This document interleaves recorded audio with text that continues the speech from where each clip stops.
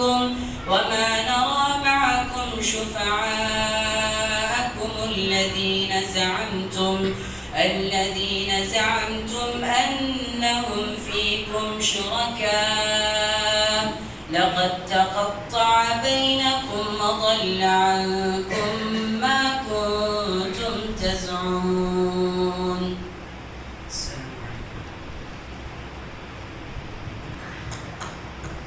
نحمده ونصلي على رسوله الكريم اما بعد.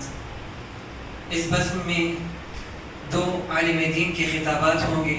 تو سب سے پہلے استاد محترم فضیلت الشیخ حافظ ابراہیم عمری حفظہ اللہ کا خطاب ہوگا. آپ ایک مشہور عالم دین ہیں عمر آباد کے، اور عمر آباد میں تقریباً 2 دہائیوں سے استاذ کی حیثیت سے خدمت انجام دے رہے ہیں. یقیناً ایک عالم حقیقت میں عالم اس وقت بنتا ہے جب اس کے اندر امت کے لیے تڑپ ہو، امت کی فکر ہو. یقیناً آپ محترم حفظہ اللہ کو جو قریب سے جانتے ہیں، یقیناً آپ کو ان علماء کی صفوں میں شامل کریں گے جو امت کے لیے تڑپ اور درد رکھتے ہیں. اور آپ کا عنوان ہے موت سے قبر تک کا منظر، اور یقیناً یہ بہت ہی اہم اور ایک خاص عنوان ہے ہمارے لیے کہ یقیناً انسان دنیا میں زندگی بسر کرتا ہے، جب وہ موت کو بھلا دے تو اللہ تبارک و تعالیٰ کو بھی بھلا دیتا ہے. تو لہٰذا میں استاد محترم کو دعوت دیتا ہوں کہ وہ اس عنوان پر ہمارے لیے ایک بہترین نصیحت فرمائیں.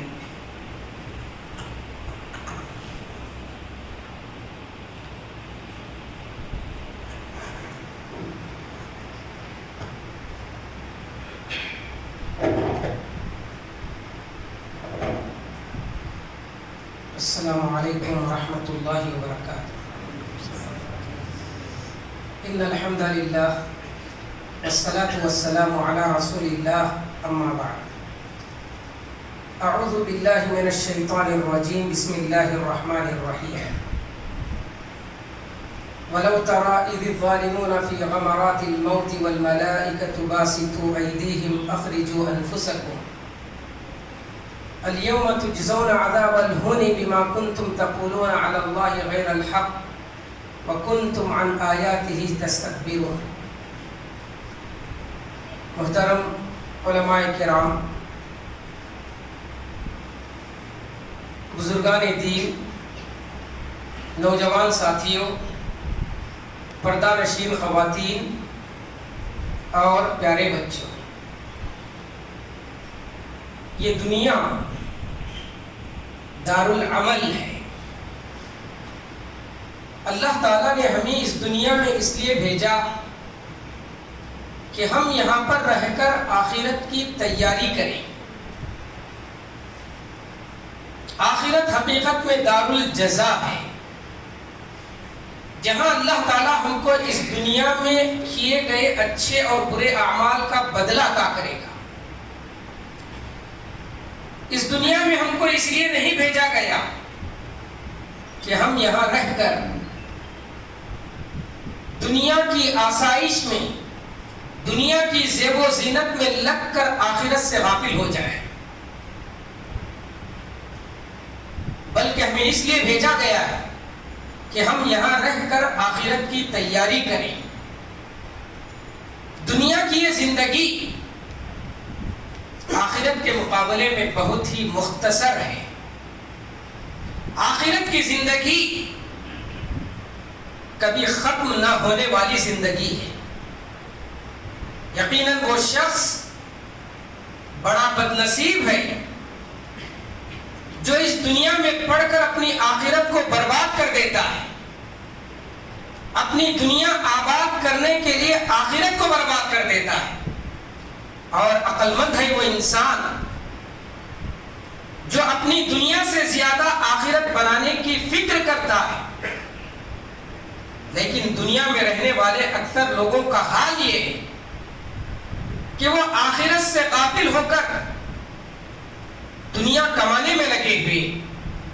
سورہ اعلیٰ میں اللہ تعالیٰ نے فرمایا بل تؤثرون الحیات الدنیا والآخرۃ خیر وابقیٰ، بلکہ تم دنیاوی زندگی کو ترجیح دیتے ہو، حالانکہ آخرت یہی انسانوں کے لیے بہتر ہے اور باقی رہنے والی.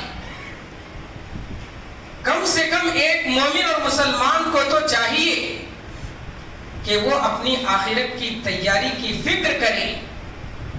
ایک مرتبہ اللہ کے رسول صلی اللہ علیہ وسلم کسی صحابی کے جنازے میں شریک تھے، قبر تیار کی جا رہی تھی، آپ کنارے بیٹھے ہوئے تھے، قبر کی ہولناکیوں کا تصور کر کے آپ کی آنکھوں سے آنسو جاری ہو گئے، اور آپ نے ساتھیوں سے، صحابہ سے خطاب کر کے فرمایا، یا اخوانی لمثل هذا فاعدوا، اے میرے بھائیوں اس کے لیے تیاری کرو۔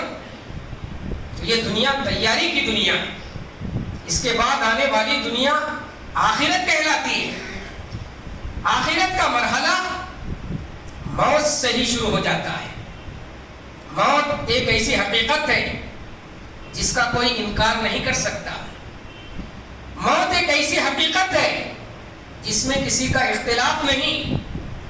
دنیا میں شاید ہی کوئی ایسی حقیقت ہے جس کے بارے میں اختلاف نہ ہو۔ اللہ کے بارے میں لوگوں نے اختلاف کیا، اب اس کے بعد اور کون سی چیز ہو سکتی ہے جس میں لوگ اختلاف نہ کریں؟ لیکن موت ایک ایسی حقیقت ہے جس میں کسی کا اختلاف نہیں۔ موت کی بات کی زندگی میں بھی لوگوں نے اختلاف کیا، اللہ کا انکار کیا، آخرت کا انکار کیا، رسولوں کا انکار کیا، لیکن کسی کی یہ جرأت نہیں ہو سکی کہ وہ موت کا انکار کرے، کیونکہ ہر انسان اپنی آنکھوں سے ہر دن موت کے مناظر کو دیکھتا ہے۔ اللہ کے رسول صلی اللہ علیہ وسلم نے اس موت سے نصیحت حاصل کرنے کے لیے فرمایا ہے، کفا بالموت واحدہ، موت انسان کے لیے بہترین واعظ ہے، اس سے ایک انسان کو، مومن کو نصیحت حاصل کرنا چاہیے۔ موت اس سے کسی کو رستگاری نہیں۔ قل ان الموت الذی تفرون منہ فانہ ملاقیکم، آپ کہہ دیجئے جس موت سے تم دور بھاگ رہے ہو وہ تم کو آ کر رہے گی، اس سے کوئی چھٹکارا حاصل نہیں کر سکتا۔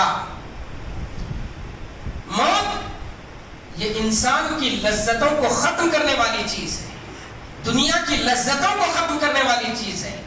اسی لیے اللہ کے رسول نے فرمایا، اکثروا ذکر ہادم اللذات، لذتوں کو ختم کرنے والی چیز موت کو کثرت سے یاد کرو۔ جب آدمی اپنی موت کو یاد کرے گا تو آخرت کی تیاری کرے گا۔ آخرت کی تیاری کے لیے اپنی موت کو یاد کرنا ہے بہت ضروری۔ موت سے ہی انسان کی سزا اور جزا کا سلسلہ شروع ہو جاتا ہے۔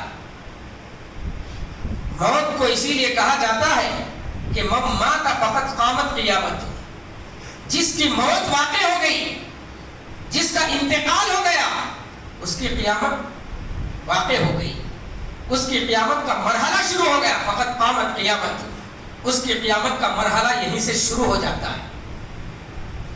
موت کے لیے بڑی سختیاں ہیں، موت کی سختیوں سے رسول بھی نہیں بچ سکے۔ اللہ کے نبی سید الانبیاء، آپ کا جو مقام ہے ہم سب جانتے ہیں، لیکن موت کے وقت اللہ کے نبی بھی پریشانی میں مبتلا ہو گئے۔ سیرت کی کتابوں میں ہم نے بار بار یہ واقعہ پڑھا اور سنا ہے کہ آپ مرض الموت میں آپ کے پاس ایک لگن رکھا ہوا ہے، ایک پیالہ رکھا ہوا ہے، آپ اس میں اپنا ہاتھ ڈالتے اور اپنے سینے پر اور چہرے پر پھیرتے اور کہتے سبحان اللہ ان للموت لسکرات، موت کے لیے بڑی سختیاں ہیں۔ یہ اللہ کے نبی نے فرمایا مومن کو بھی موت کے وقت آزمایا جاتا ہے۔ موت سے ہی ایک انسان کی قیامت شروع ہو جاتی ہے، تو مومن کو بھی موت کے وقت آزمایا جاتا ہے۔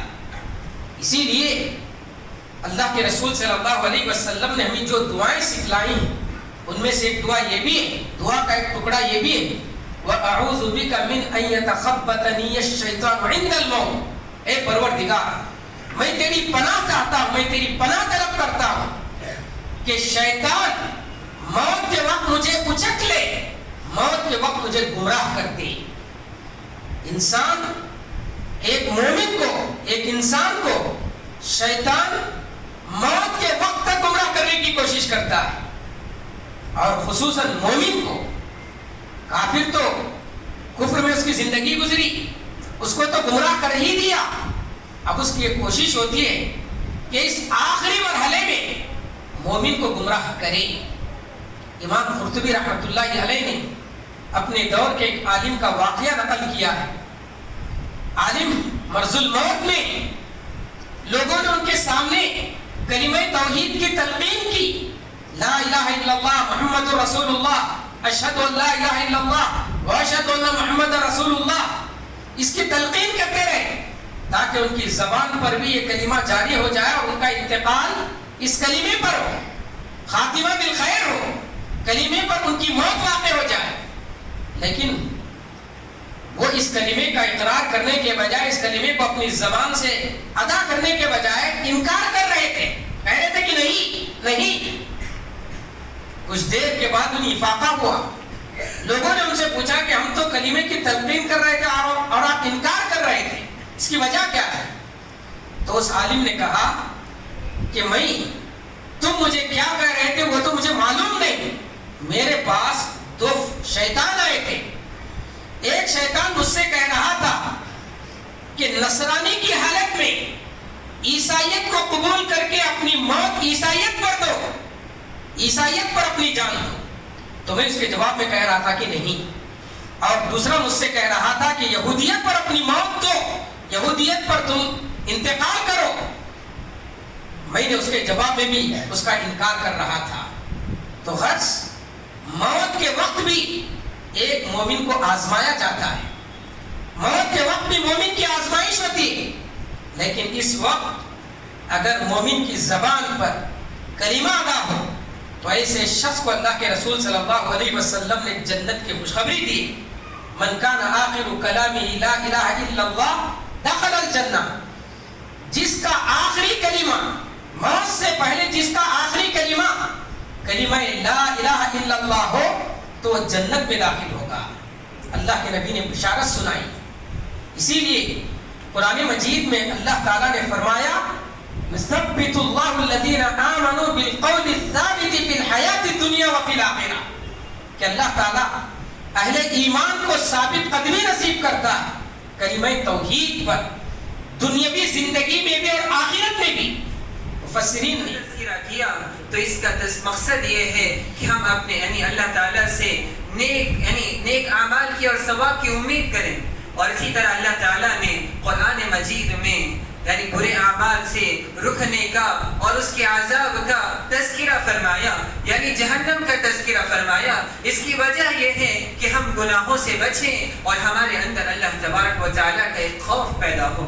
لہذا محترم حاضرین، اب جو دوسرے ایک مہمان خصوصی کا جو موضوع ہے عذاب جہنم اور اس کی کیفیت، یقیناً یہ ہمارے اندر دل کو دہلا دینے والا موضوع ہے.